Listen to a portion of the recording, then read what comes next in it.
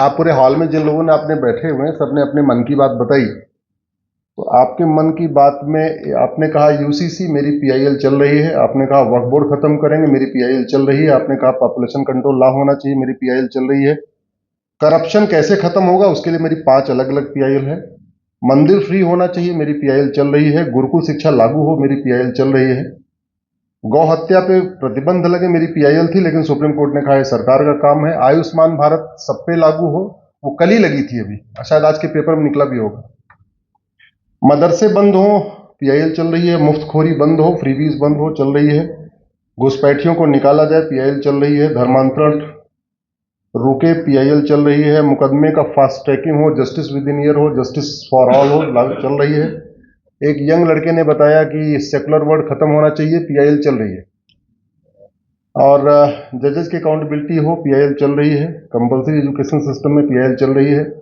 Minimum qualification maximum age limit हो PIL चल रही है, इतिहास बदला जाए ये पॉलिसी मैटर है, उसको ये सरकार को खुद ही करना पड़ेगा। तो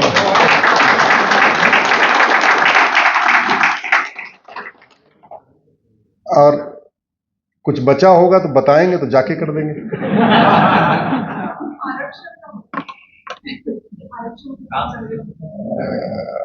उसका भी समय नहीं आया। माइनॉरिटी का डेफिनेशन जो है, माइनॉरिटी की पीआईएल चल रही है चल रही है,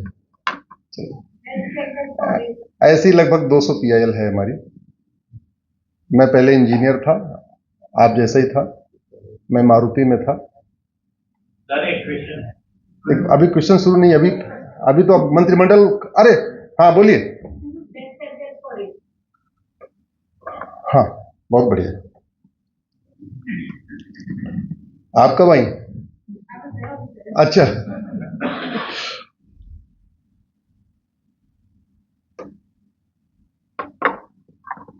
भारत में 80% हिंदू हैं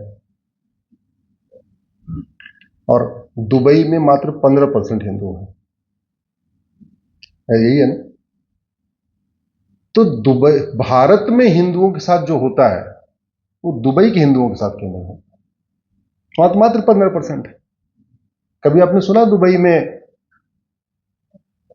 किसी ने पलायन किया हो हिंदू ने? ऊपर से भारत वाले हिंदू पलायन करके दुबई जा रहे हैं। तो जब मैं मारुति में था और जापानियों के साथ काम करता था तो वहां पे वहां वाई एनालिसिस कराते हैं, बेसिकली मैं मेंटेनेंस देखा करता था। तो मेंटेनेंस में वहां पे अगर मशीन खराब हो गई तो आपको एक शीट भरनी पड़ती है, उसमें आपको 5W एनालिसिस करके रखना पड़ता है। तो मैं दिन भर तो वहां पे करता था, रात में आके घर पे जो अखबारों में प्रॉब्लम निकलती थी उसका वाई एनालिसिस करने लगा। 2-3 साल तक लगातार वाई एनालिसिस करने के बाद समझ में आया कि भारत की कोई भी समस्या वर्ल्ड वाइड नहीं है और भारत की कोई भी समस्या लाइलाज नहीं है। 3-4 साल के बाद समझ में आया कि भारत की सारी समस्याओं का इलाज हो सकता है केवल संसद और विधानसभा से। तो मैंने सोचा संसद तो पहुंचना बड़ा मुश्किल है, टिकट के बड़े महंगे दाम हो चुके हैं आजकल, हो गए नहीं हो गए? तो मैंने दूसरा रास्ता चुना कि चलो ला करते हैं और सुप्रीम कोर्ट चलते हैं। लकीली मुझे राम जेठमलानी जी मिल गए गुरु के रूप में, वकालत मैंने उनके साथ शुरू किया। हाँ, नहीं तो फिर हुआ कि वकालत करें कैसे, क्योंकि घर का मैं बड़ा, घर चलाने वाला मैं ही था। लकीली मेरी पत्नी को अध्यापिका की नौकरी मिल गई और उस समय उनको 8,500 रुपए की प्राइमरी स्कूल में जॉब मिली। मेरी सैलरी उस समय 1 लाख रुपए थी। तो जैसे 8,500 की नौकरी मिली, मैंने 1 लाख की नौकरी छोड़ दिया और छोड़ के आ गया सुप्रीम कोर्ट। तब से ये यात्रा चल रही है, Monday to Friday Supreme Court और सैटरडे संडे आपके बीच में। ये 2024 का हमारा 95वां कार्यक्रम है आपके बीच में। 2024 में हमने एक सैटरडे संडे अपने घर में गुजारा है, वो भी रिसेंटली, क्योंकि दिवाली के बाद। 2023 में मैं 115 जिलों में गया था, उस समय भी एक ही संडे गुजारा था। 2023 में लकली संडे को ही दिवाली पड़ गई थी, तो दिवाली भी मना लिया हमने, संडे भी गुजार लिया, और 2024 में भी आया। ये कर क्यों रहा हूं, उसके पीछे एक रीजन है, एक मोटिव है। मोटिव यह है कि 14 जनवरी 1947 को मकर संक्रांति थी और राज कपूर, राजेंद्र कुमार, विनोद खन्ना, प्रेम चोपड़ा, यश चोपड़ा, रोशन, शेखर कपूर, गुलजार, सुनील दत्त, लाला अमरनाथ, मिल्खा सिंह, खुशवंत सिंह, मनमोहन सिंह, गुजराल, जेठमलानी जी, आडवाणी जी सहित लाखों लोगों ने अपने घर में मकर संक्रांति मनाई थी।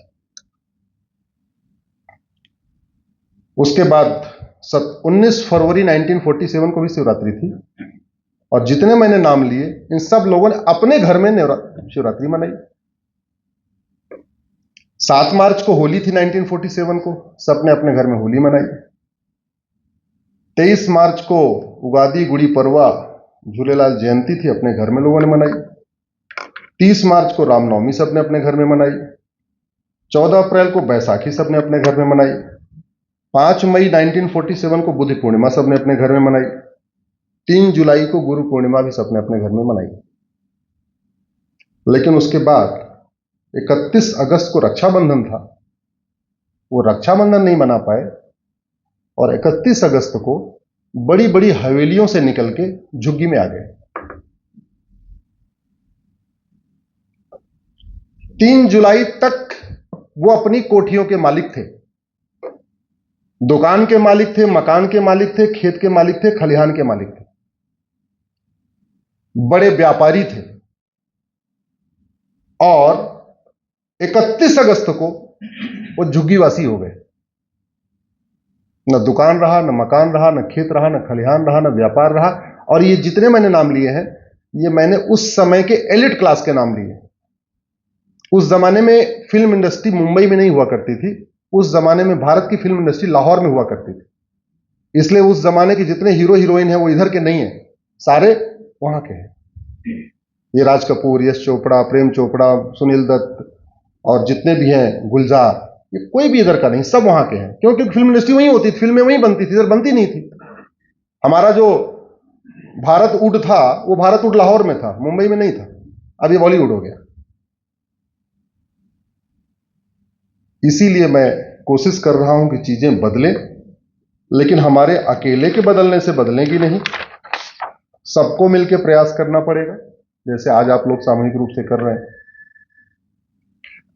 कोई भी बीमारी का इलाज तब होता है जब पहले बीमारी सबको पता हो जाए। दुर्भाग्यवश बीमारी भी सबको नहीं पता, इवन शहरों में नहीं सबको पता है। उसका 2-3 कारण है। जो एलिट क्लास है, 4000 करोड़ 5000 करोड़ वाला, उसके पास टाइम ही नहीं है, अपने बिजनेस व्यापार में लगा है, लगातार एक्सपेंड कर रहा है, लगातार अपने सीईओ से मीटिंग कर रहा है, उसको नहीं पता कि क्या हुआ, कैसे भूल गया। उसके बाद नीचे वाला जो है HIG जिसको कहते हैं, हायर इनकम ग्रुप, वो भी अपने काम में लगा हुआ है। 50 पेट्रोल पंप है, दिन भर उसकी रिपोर्टिंग लगनी है। 50 शॉपिंग मॉल है, उसकी रिपोर्टिंग करना, ये करना, वो करना, ये करना। अब बचा कौन? लोअर क्लास, उसके पास कर ही नहीं सकता, 12 घंटे की ड्यूटी करनी है उसको। किसान कर ही नहीं सकता, उसको इतनी जानकारी नहीं है। तो बचा कौन? मिडिल क्लास, हम जैसे लोग। मिडिल क्लास या अपर क्लास, इसी क्लास को पूरे समाज के चिंतन को आगे बढ़ाना है। और जैसे इंजीनियरिंग में एक स्वॉट एनालिसिस करते हैं ना, स्ट्रेंथ, वीकनेस, अपॉर्चुनिटी और थ्रेट। हम अपने कामधाम में तो स्वॉट एनालिसिस करते हैं, लेकिन अपने संस्कृति की स्वॉट एनालिसिस नहीं करते। हम अपने संस्कृति की या अपने देश की, अपने समाज की स्वॉट एनालिसिस नहीं करते। हम जो खतरे हैं उसकी वाइव एनालिसिस नहीं करते। बीमारी जहां से शुरू होती है, बीमारी वहीं से खत्म होती है। अगर आपके हाथ में गांठ आ गई है तो जब तक ऑपरेशन नहीं होगा वो बीमारी ठीक नहीं होगी। अगर भारत में कन्वर्ट किया गया तलवार के दम पे,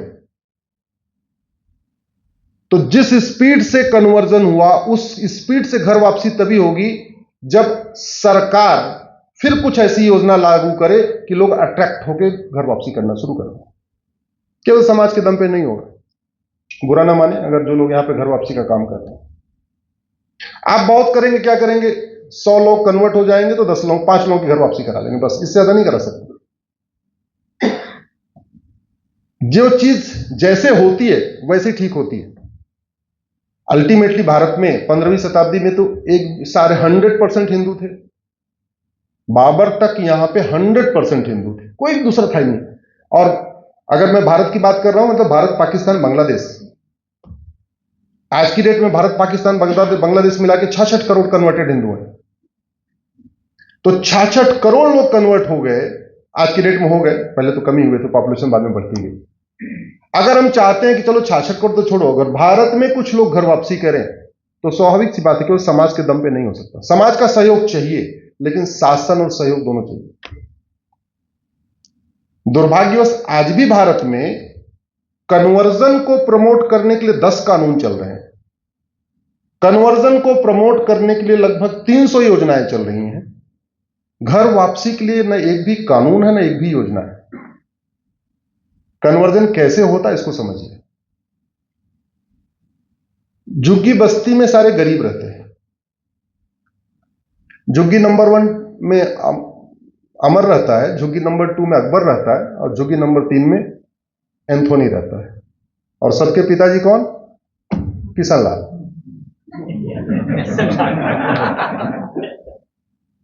ठीक है। अब आप लोग बहुत सीरियस हो गए, इसलिए मैं थोड़ा सा आपको लाइट कर दूं। विषय भी बहुत सीरियस होने वाला है। अब झुग्गी नंबर, अकबर और एंथोनी को 1,000 रुपए वजीफा मिल रहा है। कहां से मिल रहा है? माइनॉरिटी अफेयर मिनिस्ट्री के अंतर्गत। लेकिन अमर को 1,000 रुपए नहीं मिल रहा है। अमर अपने टीचर से पूछता है कि साहब वो अकबर एंथोनी को 1,000 मिल रहा है, मुझे क्यों नहीं मिल रहा है? अमर भी उतना ही गरीब है जितना अकबर है। तो बोला तुम्हें नहीं मिलेगा, तुम तो हिंदू हो। मतलब हिंदुस्तान में हिंदू होना एक बैकड्रॉप हो चुका है। फिर क्या करें? तुम भी अकबर बन जाओ, एंथोनी बन जाओ। अब सोचता अकबर बनूंगा तो कई काम करने पड़ेंगे, टोपी लगानी पड़ेगी, कई सारे काम करने पड़ेंगे। तो क्या करता है, नाम तो अपना अमर रखता है, रिलीजन वाले कॉलम में वो क्रिश्चियन लिखवा देता है। नाम उसका अमर है, लेकिन उस 1,000 रुपए के वजीफे के लिए क्या बन जाता है वो? क्रिश्चियन। अब 1,000 रुपए मिलना जब शुरू हो जाता है, फिर उसको ब्लैकमेलिंग शुरू हो जाती है। भाई तू तो 1,000 रुपए लेता है, तू तो क्रिश्चियन है यार, तेरे हाथ में रक्षा कैसे है? वो रक्षा काट के निकाल देता है।